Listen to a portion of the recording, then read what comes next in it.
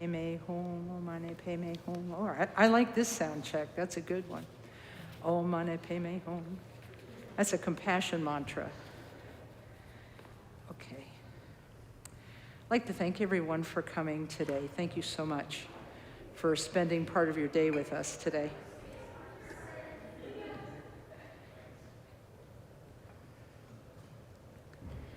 My name's Kathy Wesley, and I work here.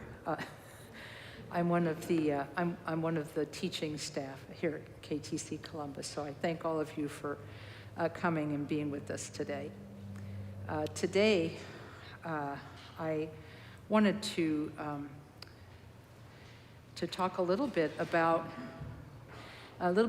time. So I'm not going to talk about time travel today. I'm not going to talk about science, or any of that sort of thing. But I'm going to talk a little bit about how we as human beings mark time.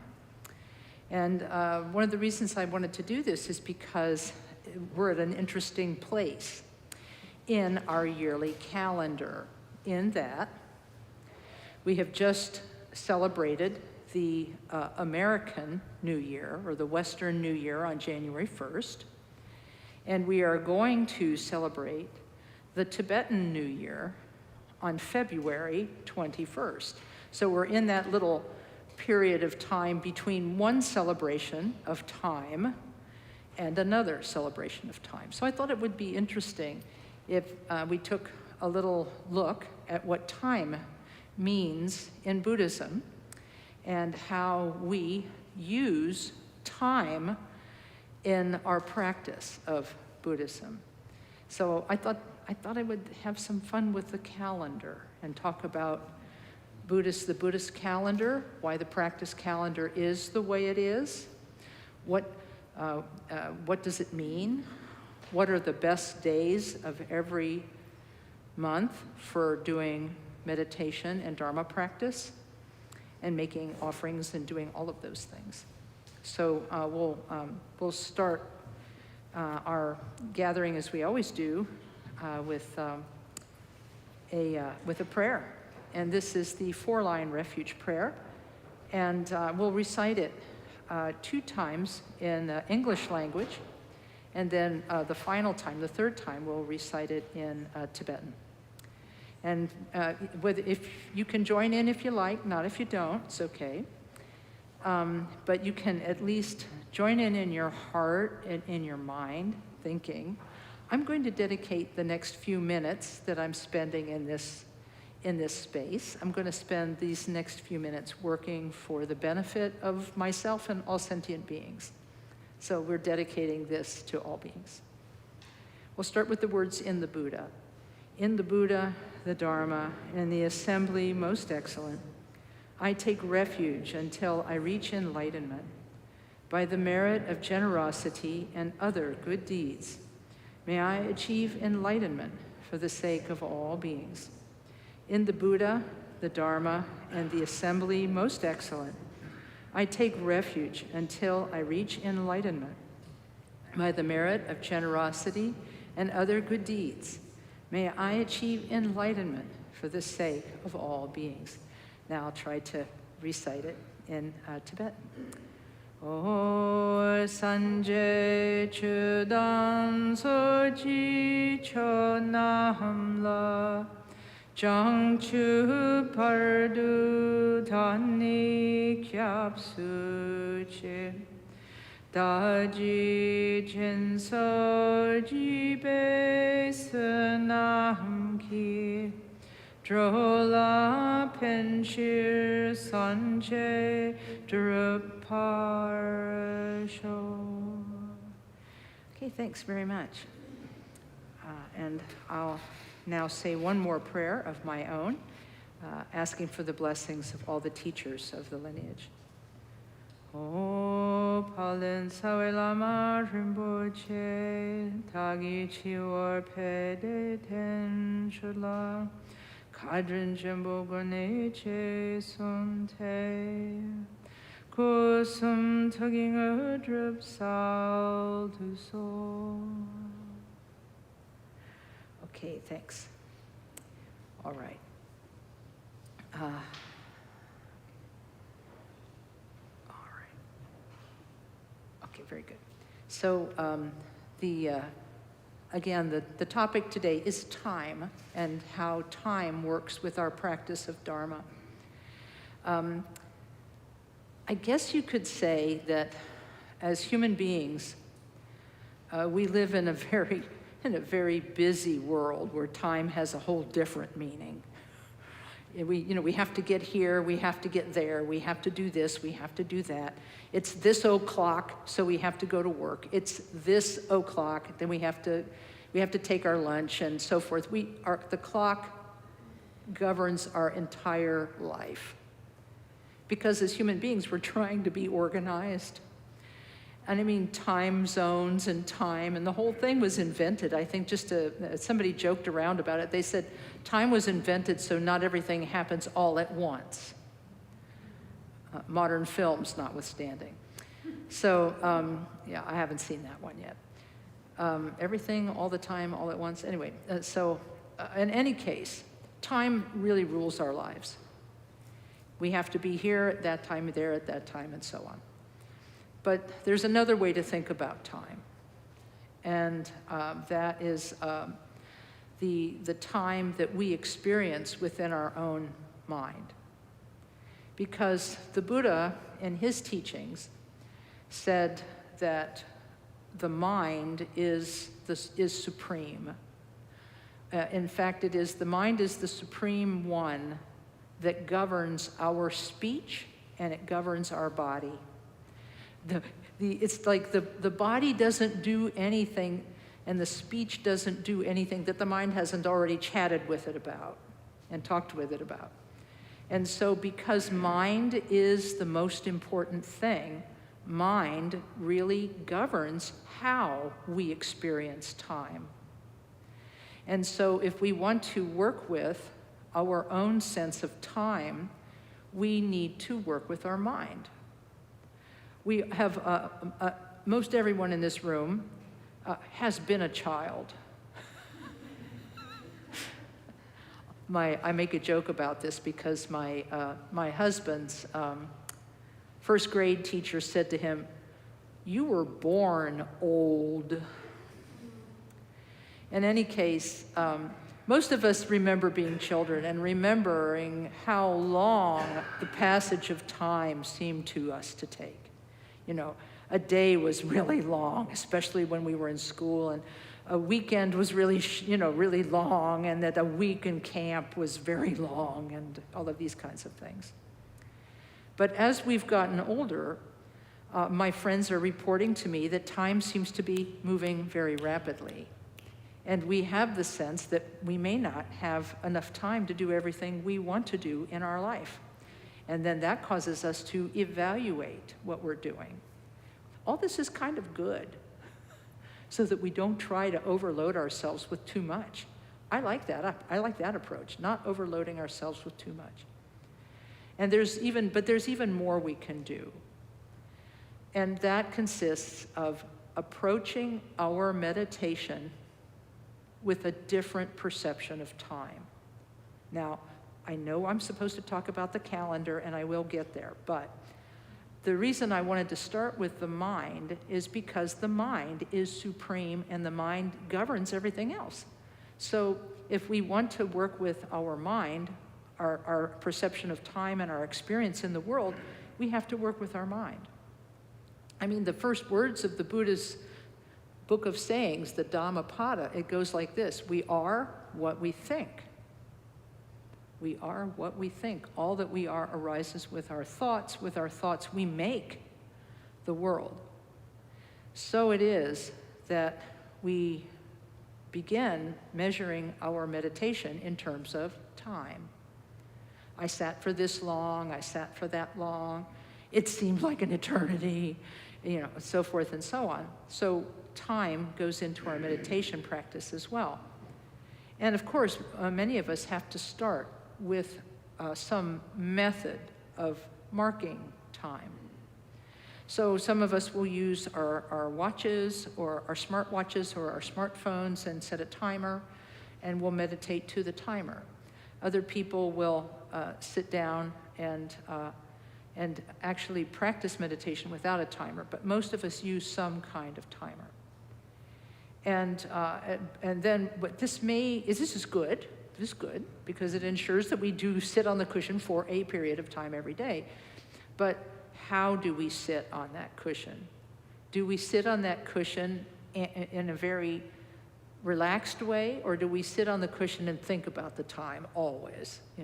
Soon it will be over. I've got so much to do. One of my meditation teachers, a Tibetan teacher named Taisi Rinpoche, told me, he said that the best way to approach your session of meditation, whether you use a timer or not, it doesn't matter. He said, doesn't matter whether you use a timer or not. He said, what's important is how you approach time in your own mind. He said, when you come to your cushion and you first sit down on your cushion, you should think, I have all the time in the world right now. I could be here. I'm not in a rush. I have all the time in the world to practice. He said what that does is it unhooks an obstacle in our mind. It unhooks that obstacle. And the obstacle that it unhooks is anxiousness about time. Because when we are anxious about time, we worry, like, will I meditate too long? Or will it be over soon? And that kind of thing. But if we sit with the knowledge that I'm going to be here for the next little while, my timer's got me, I don't have to worry about it, but I have all the time in the world. There's like an openness and a relaxation that happens when you think about it like that. So I wanted to start this talk, even though it is about kind of the intellectual concept of how Buddhists make calendars. I wanted to start with this little mini teaching on time so that everybody could get the benefit of what Sutra Rinpoche had to say that day, which was sit on your cushion with a sense of relaxation. Just sink into your cushion, not like you're going to go to sleep or anything like that. It's not like that. That's good relaxation. In fact, Sutra Rinpoche once said, when a student came to him and said, Rinpoche, I'm bothered, I fall asleep when I'm meditating. He said, that's not the worst thing that could happen. He says, and in fact, there is a tiny bit of benefit going on there. Because he said, he says, at least you're relaxed. Anyway, that's aside the point. But if we can sit with this sense of being present for ourselves and being present for the meditation, however that meditation is, if it's a good meditation, we're there for it. If it's a busy meditation, we're there for it. We are just there for it. We are present with what is in our mind right then. We follow our technique. We place our attention on the breath. When the attention wanders, we gently bring our attention back for a fresh start. And by doing this, placing, noticing a distraction, and then gently returning, there's this just like gentle, open relaxation that begins to arise in the mind from the approach that we're taking. Like, I have all the time in the world. And then if that will really help. So I advise, I want to pass on that advice to you from Sutra Rinpoche. The next time you sit on your cushion, think, I have all the time in the world. Because then you'll be more likely to be present with the technique, be present with yourself. And basically, what meditation is kind of showing up for ourselves and just making friends with our own mind.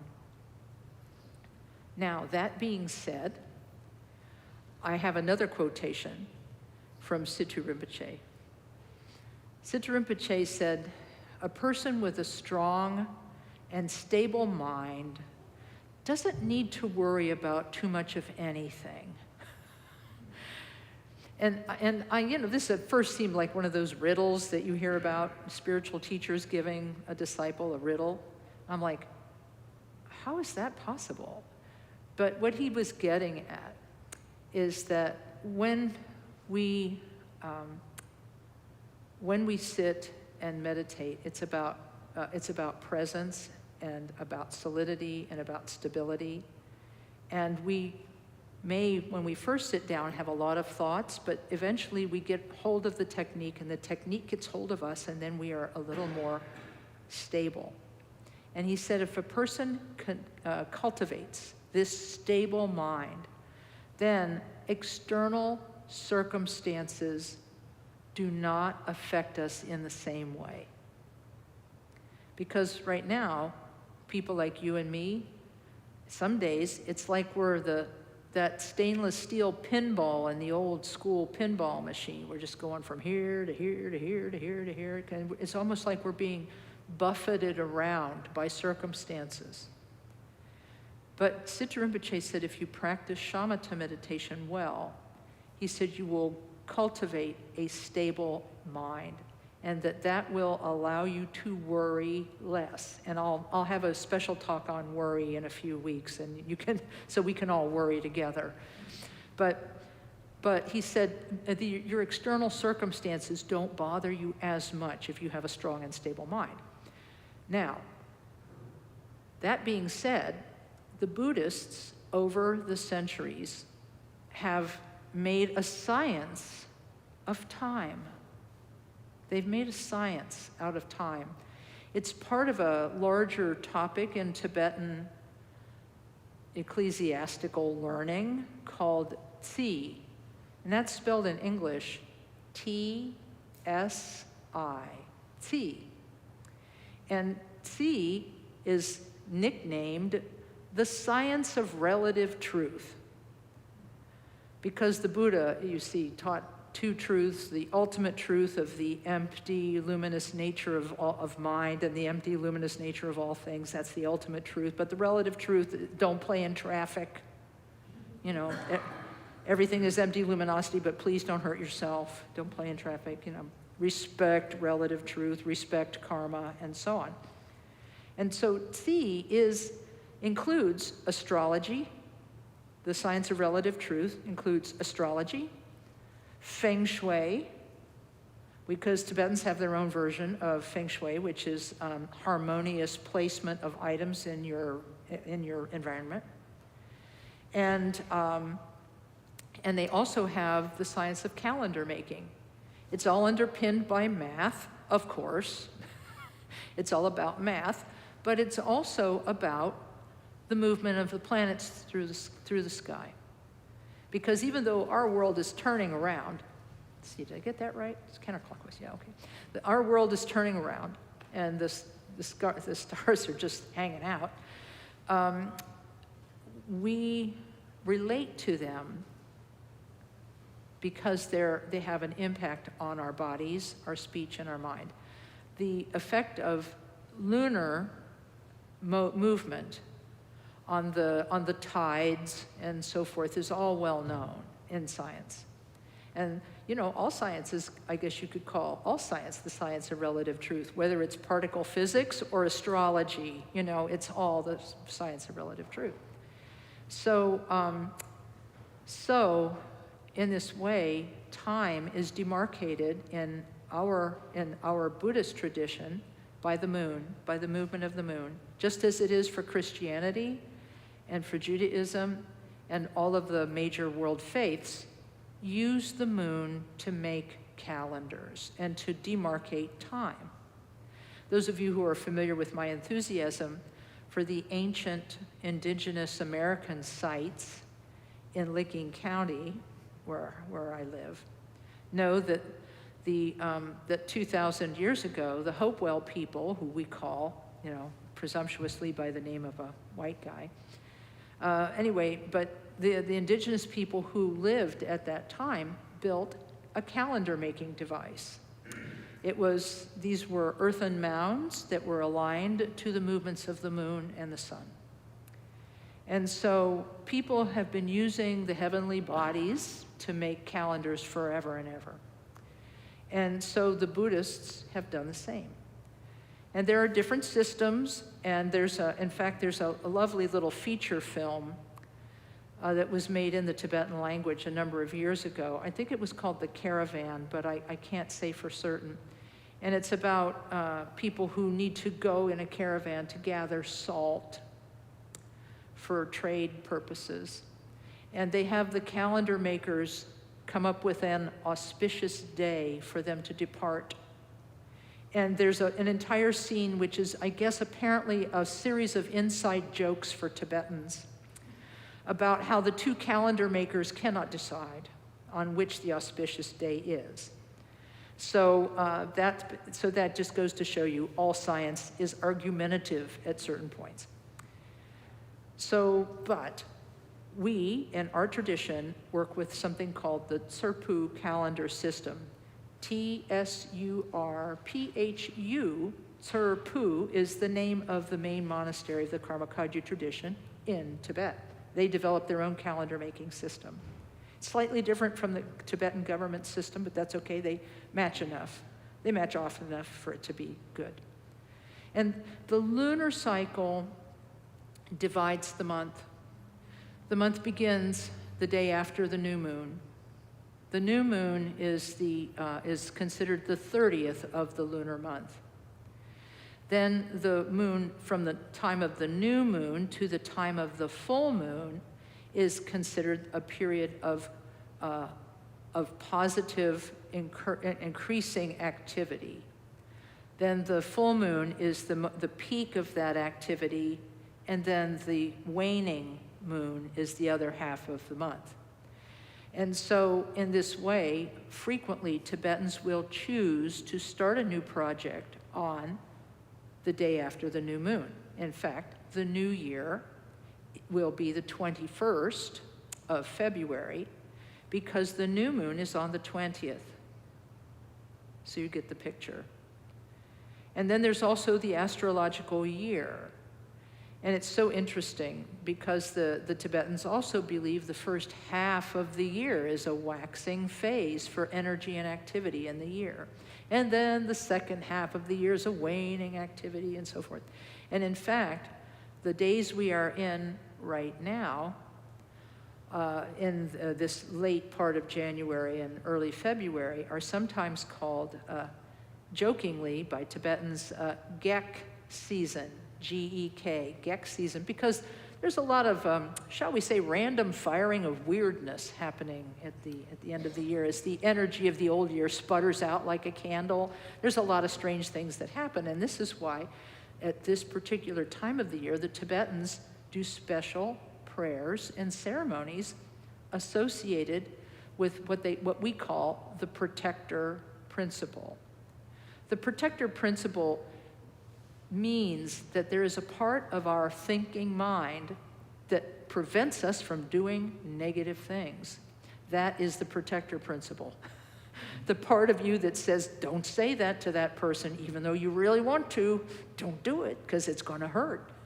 It's going to go bad for you. It's going to go bad for you, that kind of thing. The protector principle is the part of us that reminds us of our internal virtues and our internal ethics, and keeps us going in a positive direction in our lives.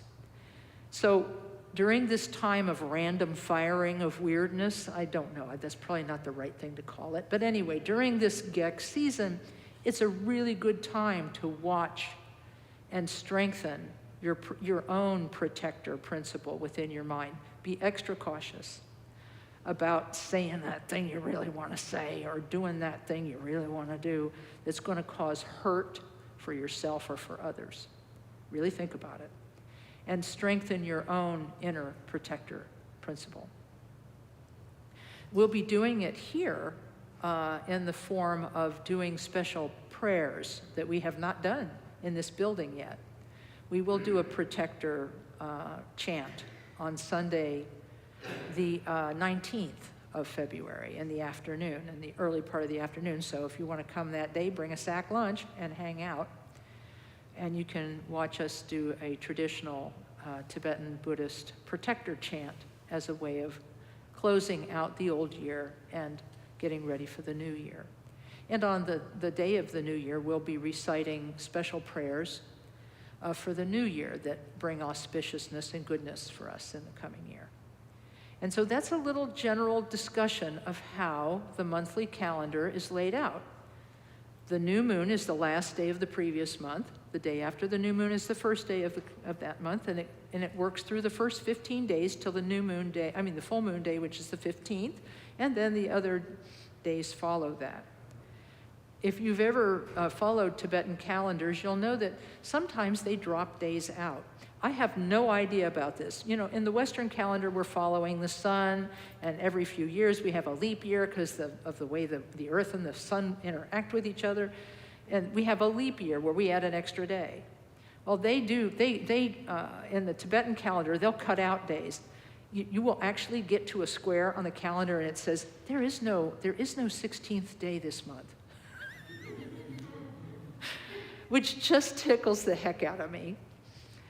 Like, okay, sure, I'm good with there being no 16th day. That's fine. But in any case, it's helpful to have a sense of humor about the Tibetan calendar. But there are specific days during each month that are sacred to different Buddhas and Bodhisattvas. And I have a list, and these will be available to you as you leave. It'll be on one of the chairs in the back. And it's so you don't have to scribble them down right now. Like the 8th day of the lunar month is sacred to the medicine Buddha. The 8th day. This is part of the waxing cycle. The 10th day is sacred to one of the founders of Tibetan Buddhism, Guru Rinpoche. The 15th day, the full moon day, is sacred to the Buddha Amitabha. The 23rd of the lunar month is sacred to Tara, the feminine aspect of active compassion.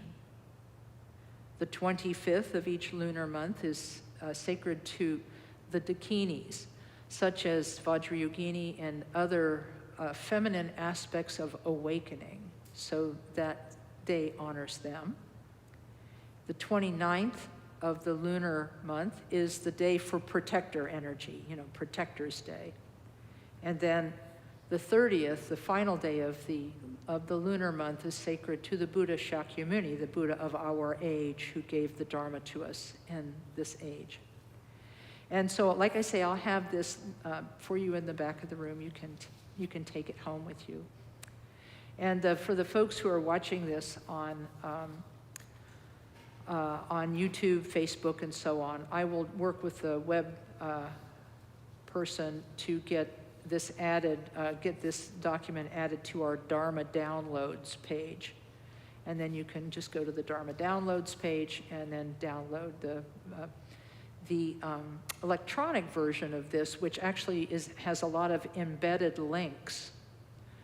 The digital version of this has a lot of embedded links for articles about Tibetan calendar making and astrology, and it's fun for further reading.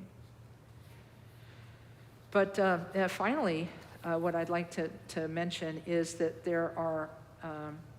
that because of the lunar cycle, this means that every day has some kind of sacred purpose. And we don't have, even though there are months where we don't have a 16th day or a 10th or a 20th day or something, even though there are some days that get omitted, every day is a day that we can practice Dharma. Every day is an auspicious day for Dharma practice. Pardon me.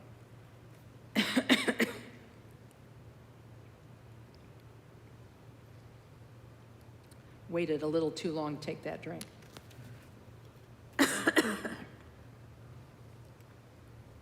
So all of these days have a sacred connotation. And this is really kind of as it should be, because we all have Buddha nature. we all have a mind that can uncover its own nature and become Buddha. And so all of us have sacredness. And if we can make our outer world, our relative truth world, reflect a little of our inner truth, that'd be kind of good.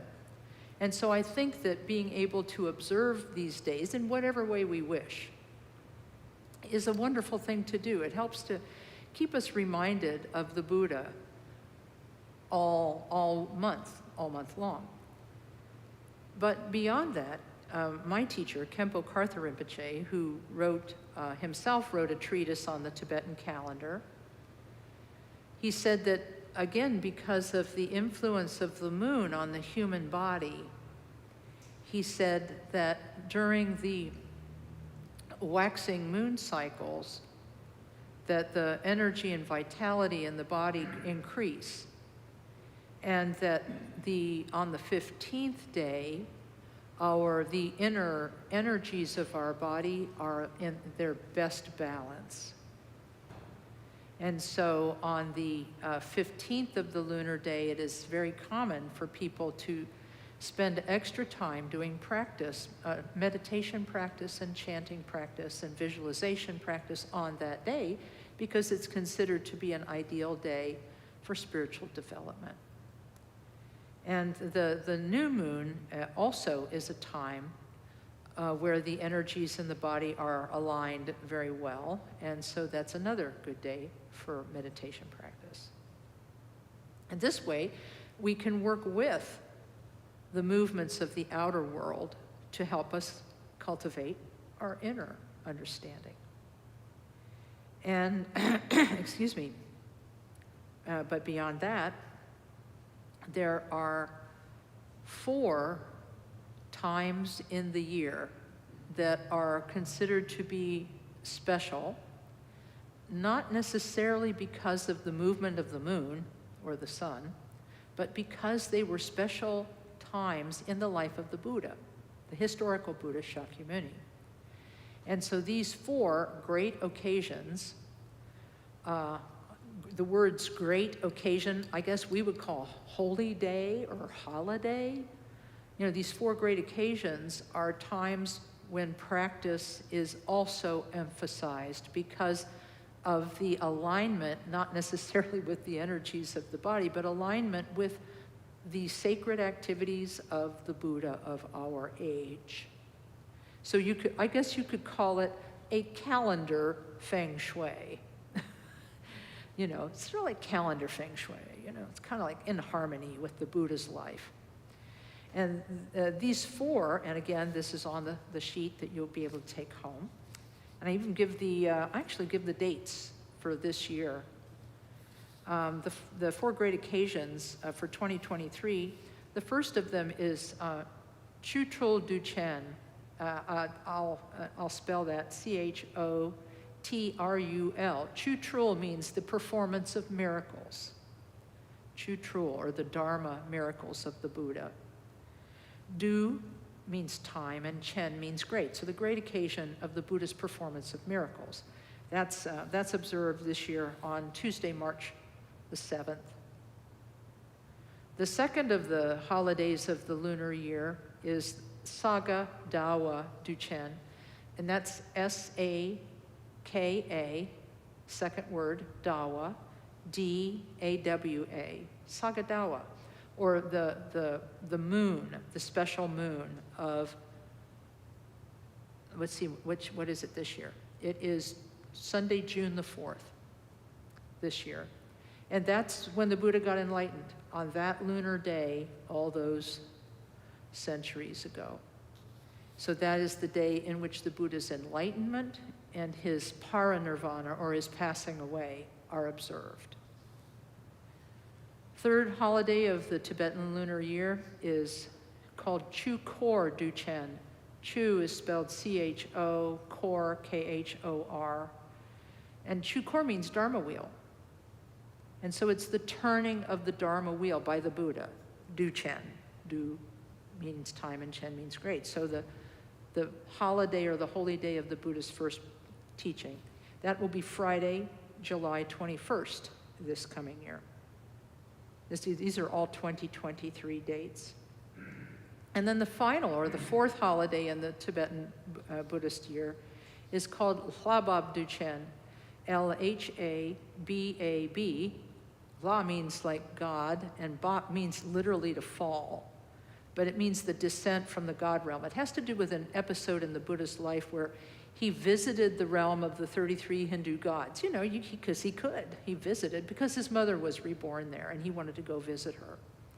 And he gave a teaching while he was there. The teaching later became known as the Abhidharma. So in any case, it's a celebration both of his teaching of the Abhidharma, and sometimes they call it a Buddhist Mother's Day because because he honored his mother on that day. And that will be on Saturday, November the 4th in 2023. And there are other Buddhist holidays and so forth that are marked on the little sheet, and you can see them when you get it. In addition, I did one more list on this. I put one more thing on this list, and it was the auspicious days for 2023. If you want to do something virtuous, if you want to, you know, make an offering, make a donation, do something like use your body to donate your time and volunteer and do good. There are, looks like 10 auspicious days for that in this coming year, and those are all listed here also. So once again, I know this is a little bit of a technical, maybe intellectual topic, which is why I started with a meditation topic instead. But I thought it would be interesting for you to know that that's why we're going to do what we're going to do around the Tibetan New Year in February. And you're all welcome to participate in the way you'd like to, because we will be doing the Protector Chant on Sunday, the 19th of February, probably around 1 o'clock in the afternoon. It'll go for at least an hour and a half. It might go a little longer because it's been a while since we've done it, and we have never done it in this building. There will not be texts available, I'm sorry, because it's a very technical thing, but you can do any of your own practice. If you're doing accumulations of mantra, you can sit and do accumulations of mantra. If you're doing accumulating prostrations, you can do those. I mean, this room will be open for you to do whatever practice you'd like to do while we're doing the Protector Chant on the 19th. And then on Monday, the 20th, I'm going to be on Zoom because it's a little too difficult for me to come over in the evening. But I'm going to do a little smoke offering or a little incense offering. Tibetans, like Native Americans, like to make peace with the whole local environment because they feel the environment is like alive. And so just as the Native Americans offer burning sage to the 4 directions and so on, we do a very similar practice by placing incense outdoors and then chanting a liturgy wishing for peace in the entire world. And so we'll be doing that, and you can all join in from your house, because we'll be doing it on Zoom. You can all take a stick of incense, put it outside, and we'll all chant this together for auspiciousness for the coming year. Now, who knows, maybe in the future we'll be able to do the biggest, fanciest smoke offering that exists, like they're going to do at our home monastery on that day. That may take a few years before we get to that point, but we have done it here before. Those of you who were here for the land blessing in April 2019 saw us do. We put a bonfire that was so big that we had to call the EPA and let them know it was coming. They said, "What are you burning?" I said, "Cookie dough," because it had flour, wheat flour, barley flour. Sugar, juniper branches, I mean, it's something else. And so, but we had to call the EPA to let them know. And the local fire division, we had to talk to the fire chief and say, hey, don't let anybody call in, about this, because it's supposed to be here. We'll do that again someday, but until then, We'll work with what we have in order to build auspiciousness in our environment, in that relative world, that big relative world, try to build auspiciousness in it. That's why right before I came up today, I had the greeter run out with a stick of incense and put it outside, because I had forgotten to do it this morning. So I had poor greeters. You know, you guys are great. But you have it rough because the Lama sometimes comes down and like with 5 minutes to go says, would you take this stick of incense outside for me, please? Anyway. But by building this auspiciousness externally, hopefully that will create a condition for us internally, where we are in a condition of harmony, where we can relax, like Situ Rinpoche said, sit like you have all the time in the world. So by creating that external environment of harmony, then the internal environment of meditation will improve, slowly, gradually. So I think that's enough talking. And I'd be happy if we had a discussion. And we do have the question microphone over there, so feel welcome to come over to the question microphone and ask any question you might have. It can be about the topic. It can be about meditation. Just, feel welcome.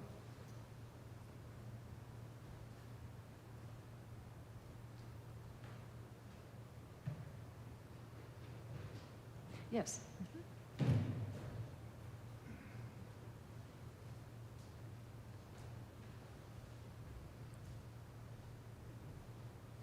Hi, Lama Kathy. Hey, hi, thanks. I just want to say thank you so much for all that you have done to make this center happen. I'm aware of how much work goes in as a volunteer, and all of you on the board, everyone else that volunteers here. Mm-hmm. It's an amazing thing to make this building happen. It's incredible. So I just want to say thank you first. Yeah. Thank you, because it really was. Everybody, I remember the first Sunday we were in here, I said, we all did it. We did it. And it was really kind of fun. Yeah. But thank you. So thank you for that. Yeah.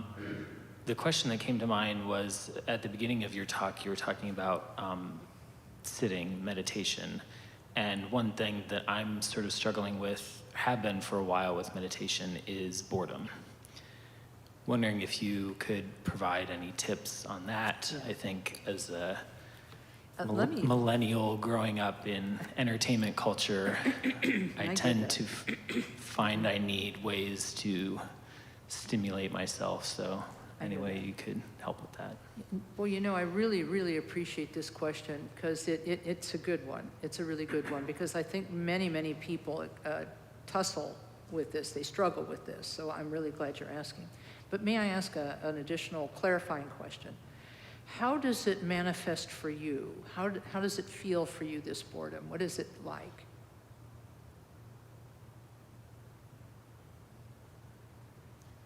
Like, why do I think that it's happening? Or well, what does it no, feel what like? What's the experience like for you? Is it that boredom occurs for you as thoughts, like how long is this going to take, or I'm so bored, or like nothing's going on, or is it more like you're falling asleep, or that you're craving some kind of distraction? Tell me more about how that manifests for you. I think it varies depending on my mood. Okay. Sometimes it is sleep. If I'm tired, it'll be difficult for me to sit, and I feel like I need to lie down in doing meditation, which usually ends up in me falling asleep, which I've also heard is okay, that sometimes that's what the body needs. But for developing more of a regular structured practice, I think I tend to find that I usually, while sitting by myself, do have a busy mind, and I know that that is okay. And so my approach lately has been to try to observe what's happening and allow what's happening to happen, and that can be a meditation practice. But I think what I found most helpful are visualization practices for sort of calming the mind down. But Does that answer your question? Yeah, that gives me a really good idea of how what that's like for you, because sometimes that helps me to think about the response, about how to approach the response. So thanks, Okay. you know. I think the things you have described are really universal. So many people, you know, I bet there were lots of people who, while you were talking, were saying, yep, that's me, you know. So I think that what you're talking about is very universal. Because in a way, what we are doing in meditation practice is we're getting to know ourselves in a different way than we have ever gotten to know ourselves before. Because we've really mostly lived our lives in reaction to external phenomena, you know, like, oh, this happens and therefore I feel this way, or this happens and I feel this way, or I want this or I want that.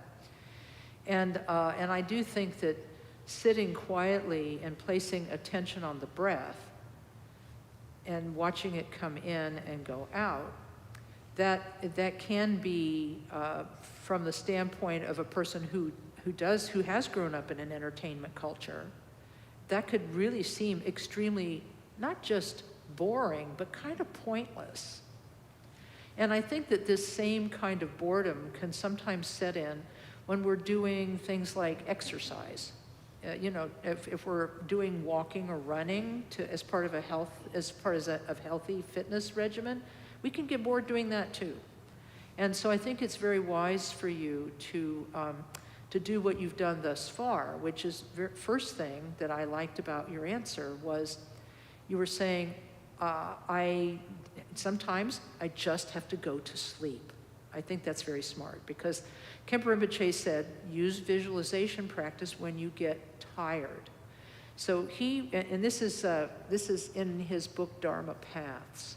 He said, you can imagine, when you're sleepy, you can imagine a shaft of light going up into space away from you, and that your breath comes out of your nostrils and goes into that shaft of light, and that when it comes back from that shaft of light, it's light. Your breath is made of light, and then it illuminates you from the inside. I love that visualization. And he said, you only need to do it for as long as it takes to dispel the feeling of tiredness. You don't continue doing it, but it helps you to dispel the tiredness.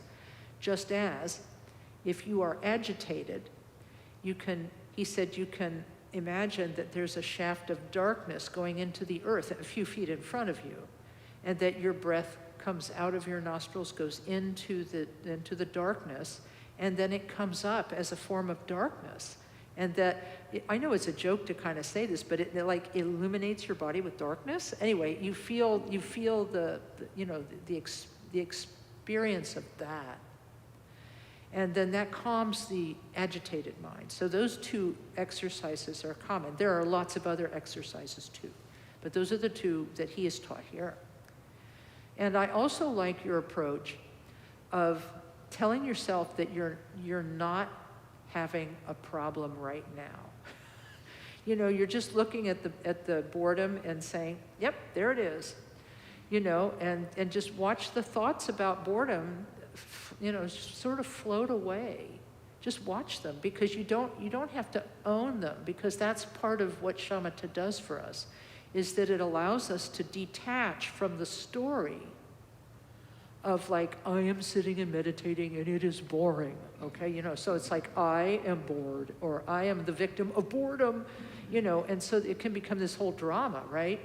But if you're able in that moment to unhook from that story and just watch the thoughts go by as though they're floats going by in a parade, you know, or something like that. I mean, you don't jump on the floats and start waving, you know, there's this peacefulness or this relaxation with what it is, you know, how it is. But there also are some practical considerations, and this will be the kind of conclusion of this answer. There are practical considerations. As you were noting, sometimes you're tired when you meditate. Khenpo Karthar Rinpoche said, if you're really, really tired, you may get really sleepy, and so try the exercises, and if that doesn't work, just rest, because you are lacking in sleep and you need the rest. But the other thing is to start with a good expectation of how much time you want to spend.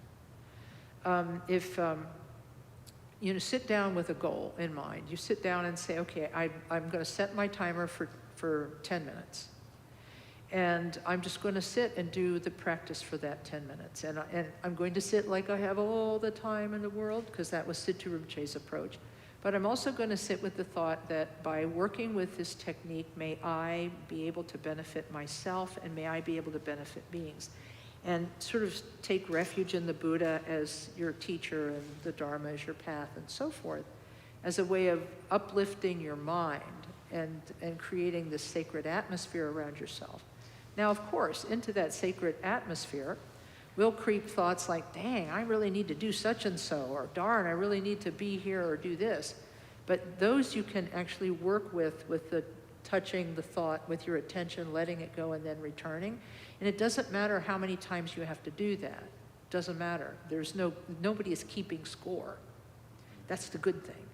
Because my friend Dr. Julie, the brain scientist, she says the oops moment when you notice that you have wandered from the object of your meditation, that oops moment, she said that's very official. They call it the oops moment in brain science. I don't know. When you recognize you're not doing what you should be doing, after that moment, what you do next is really important. And so you notice it, and that's where the power is in your meditation, is you notice the distraction, and then you gently bring your attention back. The gentleness is actually part of the technique, so that you get more patient with the fact that you get distracted, and that you're not worrying about or keeping score on yourself, you see? So there will be, and then eventually, as you sit, you'll get this sense of like, where you're not fighting it anymore, where there's no struggle, and that it actually becomes a little easier. And Khenpo Rinpoche said it's important to sit for a length of time that will allow your mind to stop bouncing. If you're the kind who first sits down and your mind is everywhere, you've got to give yourself enough time for it to calm down. But there's the other style of meditator who, when you first sit down, everything is easy, everything is smooth. But the longer you sit, then you get more distracted. What Rinpoche said is, if you're one who starts with a busy mind, he said, work with it until it calms down and stay on your seat until you can get it there. Then he said it the other way. He said, you better stop your meditation and do something else once it all starts to turn into frustration. He said, don't wait till you get frustrated.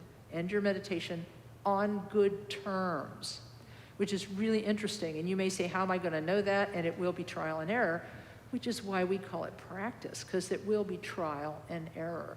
I don't know if any of this was helpful, but I wanted to cover all aspects of it, including the physical and the time. It really was helpful. I think I don't want to take up too much time.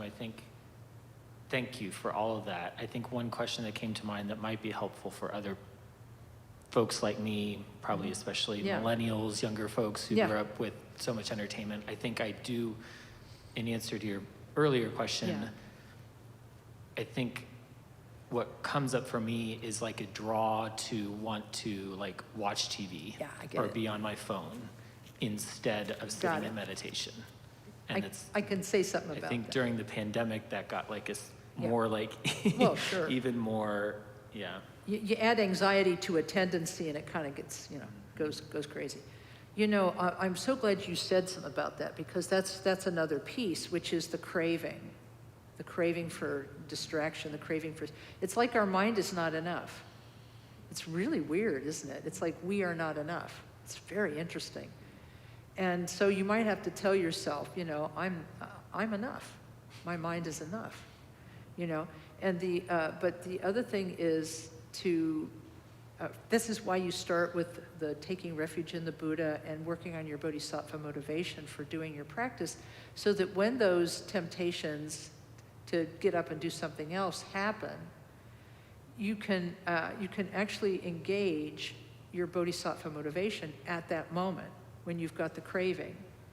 You can say, I'd like to watch the next episode of such and so, but you know what? I'm just going to sit here for a little while longer. Rinpoche says that that's how you respond to physical pain. When he said, at first, just tell yourself, there's nothing I have to do about this. I'm just going to sit for a little longer. And then he said, often it'll disappear because you're not feeding it anymore, see?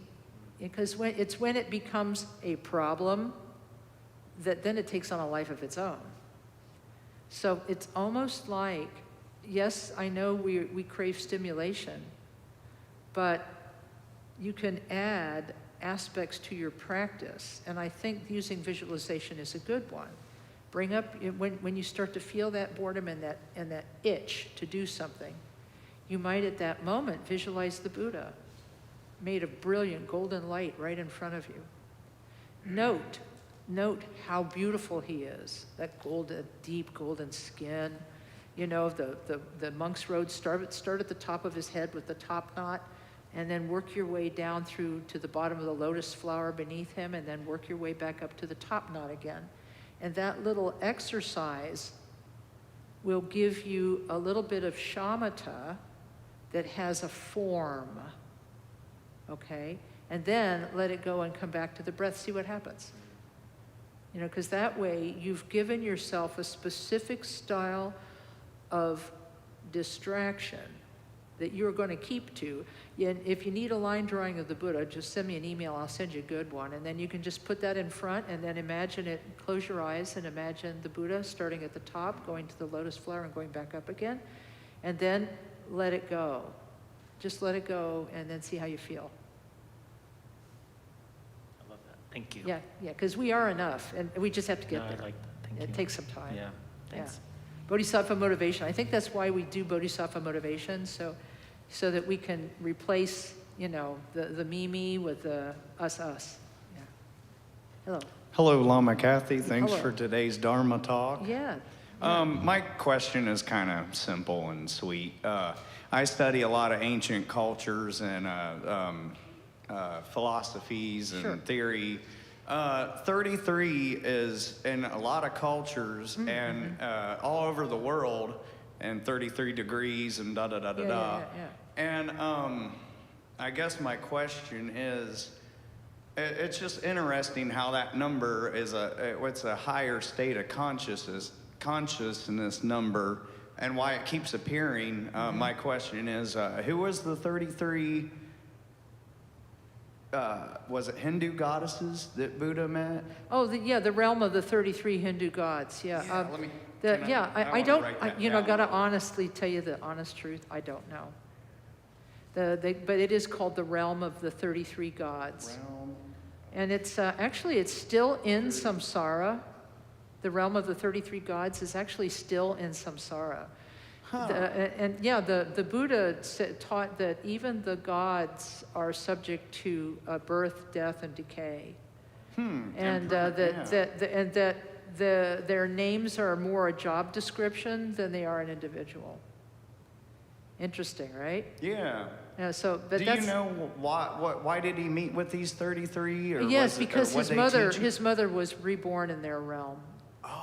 Yeah, because his mother, the story of the life of the Buddha is that she died 7 days after he was born, and he had to be raised, the Buddha had to be raised, Prince Siddhartha had to be raised by his maternal aunt.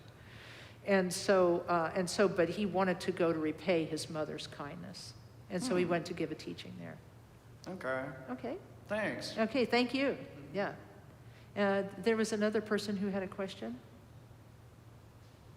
Are you still there? Because you'll be my last question today. Yeah. Oh, and by the way, you can look up the last questioner. There's something else you could look up. Look up the 37 factors of enlightenment. It's another important set of numbers. Okay. 37 factors of enlightenment. And I got one more for you. 37 factors of enlightenment. 37 factors of enlightenment, and then 37 practices of a bodhisattva. 37 practices of bodhisattva. So those are numbers in the 30s. Okay? Enjoy. Yes, and this will be my last question today. Thank you, Lama Kathy. No, thanks for being patient. For all you shared today. I really appreciate that. My question was, about time. And I wondered if you could speak a little bit more just about the nature of time. Oh, sure. Wow. Nature of time. Nature of time. What I know about it is that time is part of relative truth. And relative truth is what the Buddha said is sort of this relative world we live in, and that time is an aspect of it. The Buddha actually gave extensive teachings on time in the Abhidharma, but he got into even more depth about it in the Kala Chakra Tantra.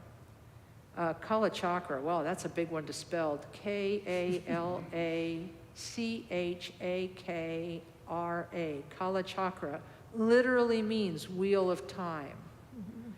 And so I myself have not studied the Kala Chakra. So I myself can't talk about what teachings he gave there. But there are many teachers who do speak on Kala Chakra. My favorite of all of these is Lama Kathy, who came here to do the stupa consecration last year. He's actually an expert in Kala Chakra. So he would be a good person to ask about the nature of time. But since I'm not learned on those things, let me give you just a tiny story about time, because the Buddha's teaching is that everything is impermanent. Everything is impermanent. Matter is impermanent, beings are impermanent, and so forth. Everything is impermanent, but it's also interdependent. You know, things come about because of other things, and they have an interrelationship. And so in this, you would say that from the ultimate point of view, time does not exist. However, from the relative point of view, there definitely is time. And we have to learn how to work with the time that we have. I'm going to quote Tolkien, you know, what matters is what we do with the time we're given. Or was that Tolkien or was that another? Anyway, so the idea is that that time is relative truth, which means it's only kind of casually existing. And ultimately there is no time, but we don't truly experience that until we ourselves attain Buddhahood, which you could basically call timelessness, you know? And as a little joke, Mingyur Rinpoche, Mingyur, Mingyur Rinpoche, was asked about time, and he said, well, he said, we can't ever really be in the now. He said, because he said you can infinitely divide time. You know, and he said, as you try to get to now, he said, now will always be a moment that has just passed you. You know, you'll never get to it. It's just passed. And so he said, you're never going to be able to shave time down to that. So in a way, that makes me really happy to think about, because that really means that it still comes down to mind. What are we doing with our mind in this moment? You know, how are we developing our mind, and how are we working with our experience of this mind in this moment?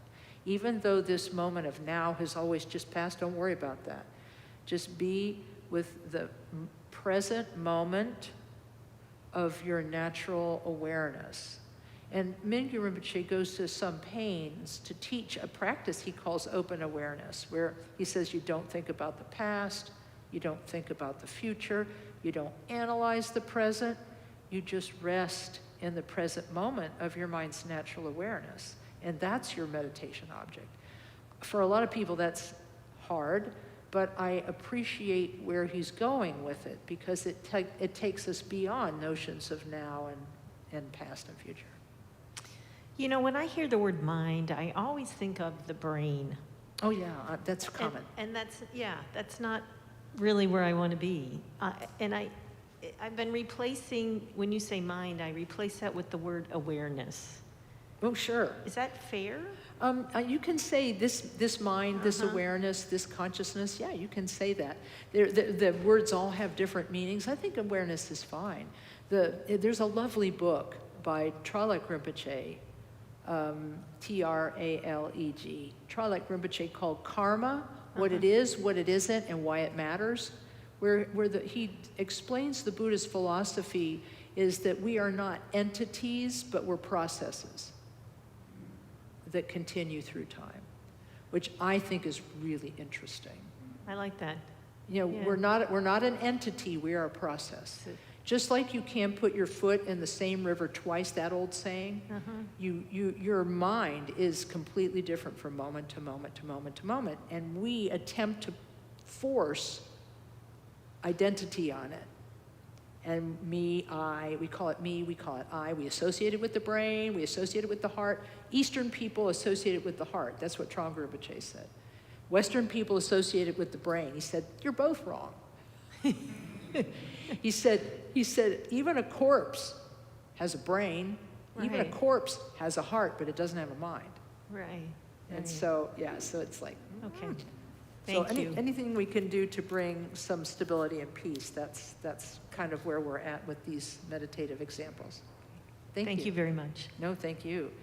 And I just realized there's so much more I could have said about the calendar, but maybe I'll continue it on another time. But let's stop here and dedicate the goodness that we've experienced together today. I love it that you came, and I love it that you're here, and I hope that you have a wonderful week of meditation in your own homes. And for those who are watching at home, thank you for joining us. And thanks also to the team, the AV team. Thanks, guys, for making it possible. So let's dedicate all of this goodness. We'll recite this through in English. By this merit, may all attain omniscience. May it defeat the enemy, wrongdoing. From the stormy waves of birth, old age, sickness, and death. From the ocean of samsara, may I free all beings. The courageous Manjushri, who knows everything as it is. Samantabhadra, who also knows in the same way. And all the bodhisattvas, that I may follow in their path. I completely dedicate all this virtue. Let's just sit quietly for a moment and let the mind come to rest, and that'll be our ultimate dedication.